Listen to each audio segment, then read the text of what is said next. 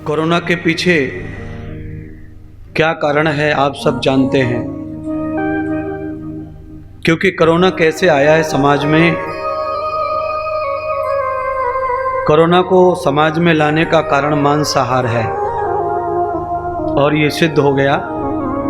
सबने इसको स्वीकार किया कि मांस भक्षण के कारण ही बर्ड फ्लू आया, स्वाइन फ्लू आया, कोरोना फ्लू आया। इतनी सारी बीमारियां तो मांस खाने की वजह से आई हैं। अब यहां ऐसा लगता है करे कोई और भरे कोई। जो लोग कभी मांसाहार नहीं करते, ऐसे निरपराध लोग मारे गए कोरोना में। क्योंकि बीमारी तो किसी की अपनी नहीं होती है। वायरस जो है भाग्य से नहीं आता। वायरस तो हवा के माध्यम से हमें स्पर्श करता है।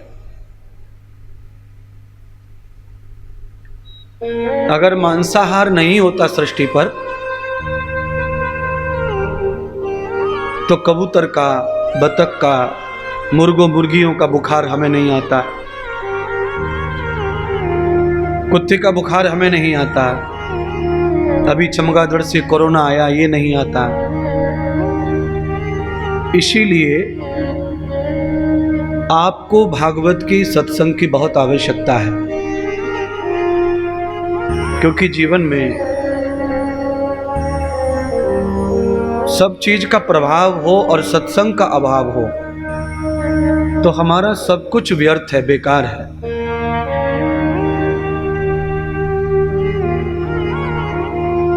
क्योंकि विवेकहीन प्राणी पशु के समान होता है।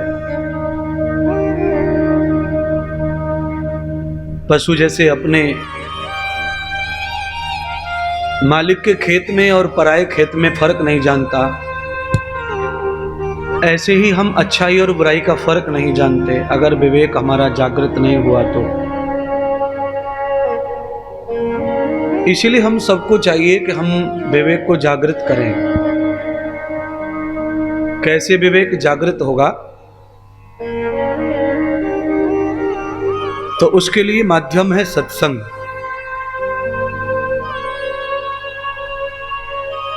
सताम संगो गति सत्संगः सत्यम आपनोति अमृतः संगो सत्पुरुषा मेधाम गति पुरुषस्य यादवो तु संगः सह सत्संगः सतानाम सज्जनाः गति।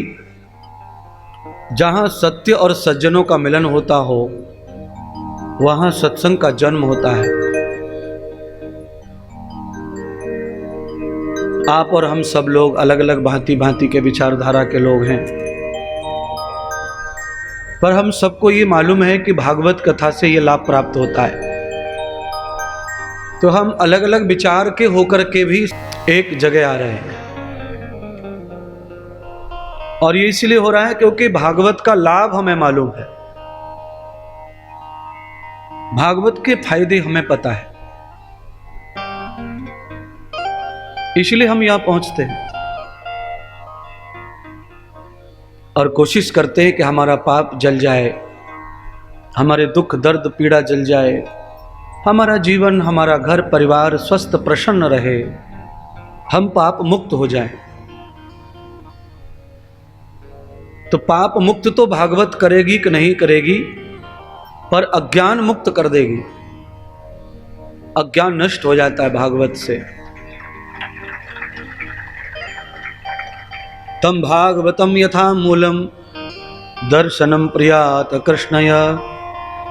भागवत के प्रवचन से श्रवण करते करते कृष्ण का दर्शन होने लगता है, भगवत प्रकट हो जाते हैं। आज दूसरा दिन प्रारंभ करते हुए धीरे धीरे जब हम भागवत में प्रवेश करते हैं तो ऐसी ही सुस्ती सी छाई रहती है। और कल की तरह जैसे भागवत का समय आगे बढ़ता जाएगा, पाप खत्म होते जाएंगे, आलस्य और प्रमाद नष्ट होता जाएगा, एक नई चेतना, एक नई ऊर्जा हमारे अंदर प्रस्तुत होती चली जाएगी। जिसके लिए हम यहाँ पहुँचते हैं वो लाभ हमें प्राप्त होता जाएगा।